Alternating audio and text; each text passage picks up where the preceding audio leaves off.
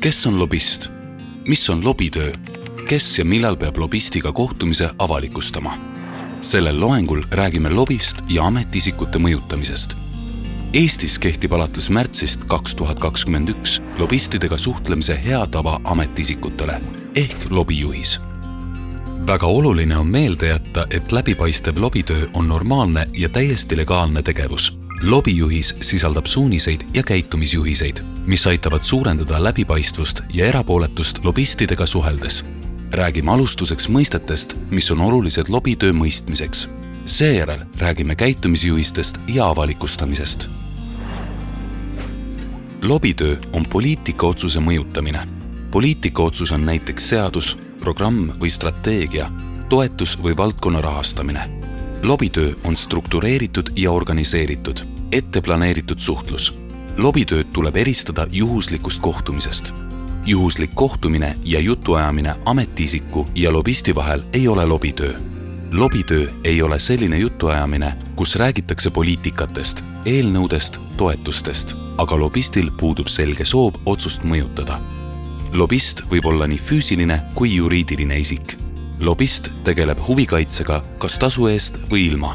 Pole vahet, kas lobist esindab ärihuve või maailmavaatelisi seisukohti. Lobistiga on tegemist ka siis, kui huvikaitsja esindab ühiskondlikke nii-öelda üllaid vaateid. Lobistiga suhtlemise hea tava on suunatud ministeeriumi juhtkonna liikmetele, ministrile, kantslerile, asekantslerile ja ministri poliitilistele nõunikele, samuti riigisekretärile ning teiste valitsusasutuste juhtidele ja nende asetäitjatele. Ka teised teenistujad võivad neid põhimõtteid järgida. Kohustuslikud on need aga vaid nimetatutele. Eestis ei ole lobistide registrit, kuhu lobistid end registreerima peaksid kohtumiseks ametiisikutega. Aga lobist peab olema teadlik, et kohtumine tema ja ametiisiku vahel avalikustatakse. Sellest ka varsti täpsemalt. Ametiisik ei võta lobistilt vastu kingitusi, näiteks tema kulul reisimist. Tavapärased viisakusavaldused nagu meene seminaril esinemise eest on lubatud. Ametiisik ei lähe ametis olles lobisti juurde tööle. Näiteks ei tohiks asekantsler tegeleda kõrvaltegevusega, olgu selleks siis konsultatsioon või mingi muu tegevus ettevõttes, kes teda vahetult lobistab tema töös ametiisikuna. Ametiisik ei lähe ametist lahkudes aasta jooksul tööle selle lobisti juurde, kelle suhtes ta viimasel aastal ametis olles vahetult otsuse tegi. See aitab vältida pöörduste efekti, kus ametiisik saab lobisti huvide seismise eest vastutasuks hilisema töökoha lobisti juures. Pane tähele, et töökoha piirangu puhul peab ametiisiku otsusega kaasnev eelis või soodustus olema suunatud üksnes lobistile või tema esindatavale. See tähendab, et lobist saab kuidagi eriliselt kasu. Näiteks, kui lobistamise tulemusena teeb valitsus kollegiaalse otsuse toetada kõiki koole, ei takista see otsus haridusministril minemast mõne kooli direktoriks või õpetajaks. Küll aga keelab see piirang ametist lahkuval ametiisikul minna tööle ettevõttesse, kes mõjutas teda loobuma aktsiisi tõstmisest ning ametiisik ka sellise otsuse kujunemist suunas. Kord kvartalis tuleb ametiisikutel ametlikud kohtumised lobistiga avalikustada. Mida see siis tähendab? Ametlikud kohtumised tähendavad seda, et kohtumine peab olema lobisti ja ametiisiku vahel eelnevalt kokku lepitud, üldjuhul kajastuma ametiisiku kalendris ning toimuma lobisti ja ametiisiku ametitegevuse raames.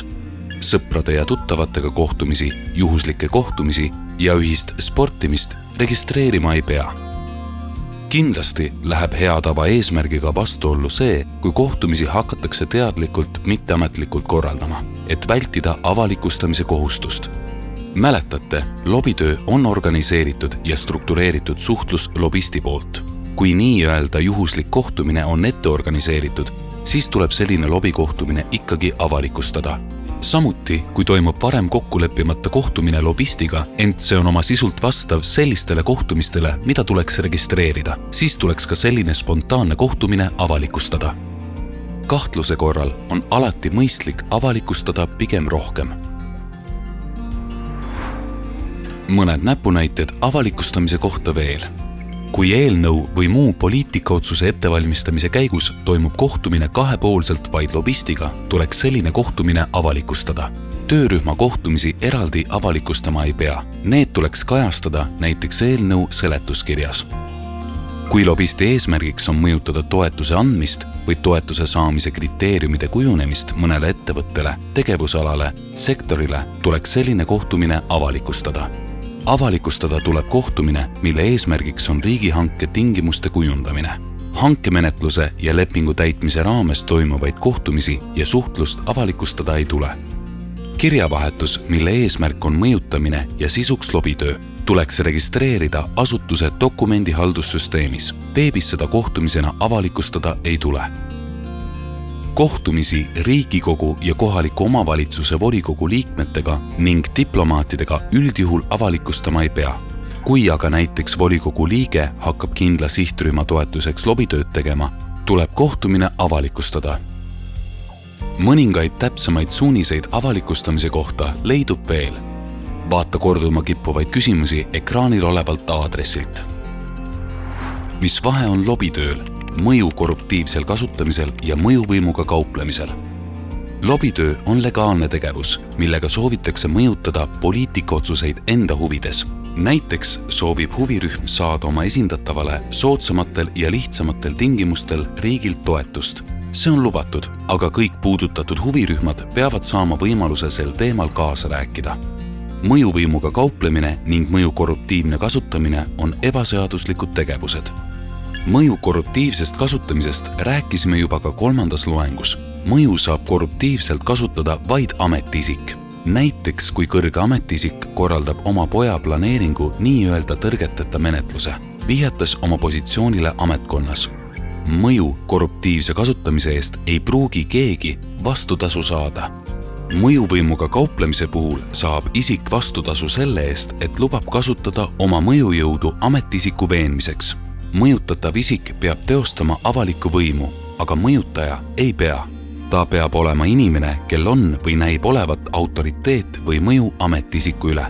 Näiteks soovitab lugupeetud professor ametiisikul lisada teatud ravim soodusravimite nimekirja ning saab selle eest ravimifirmalt tasu.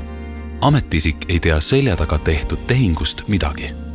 See on karistatav kuriteo korras rahaliselt või kuni 3-aastase vangistusega. Seega, lobitöö on teretulnud, mõju korruptiivne kasutamine ja mõjuvõimuga kauplemine aga mitte.